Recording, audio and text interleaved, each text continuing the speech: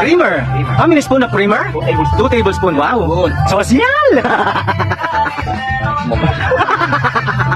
Then finish up 2 tablespoons of sugar. Oh, not the sugar. It's brown sugar. Wow. Then from US. From? USA. What's the brand? Folgers. Porringers. Ang tawag ng tawag. 2 tablespoons. Okay. Okay. Then hot water. Ah, okay. Then after that, You still? halo-halo. You're what? Halo-halo. From mixing. Mixing. Okay. Ano man yung foreign natin? Yung Porringer. Ayun ang tunay na Porringer. From Colombia. From Colombia. Yes. This is my party from Colombia. Okay. Foreigner from Colombia. No, my party. Waiting for the mango. Then, Wow, the main ingredient, gin. Ginebra and San Miguel. Baka naman. Oh, wow. Ano? Ulat. Baka naman. San Miguel. Then after that, you put it isa sa last. Ice for the rock. Okay. What's the last ingredient? Last. Oh, wow. Crack your ice. Wow.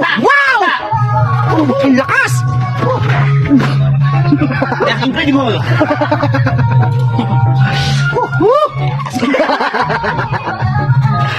Then mix ulit. Anong tawag doon? Halo-halo? Halo-halo. Together. Mix. Halo-halo together. Mix. Ito, tapo mo na to. Wala na filter. Then after that is a last. Okay, finish. Tapo. Water. Water. Oh, post.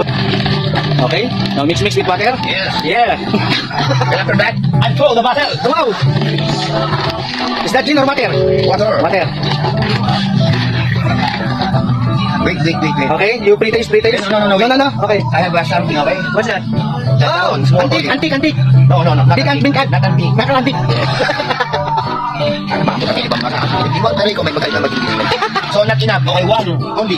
Oh, ito bottles na yan. You throw the first one. No, not enough. Oh, you taste it first.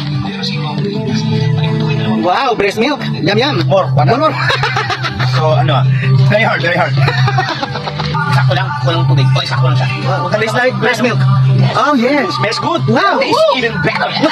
About the foreigner. Can I tuto ang foreigner?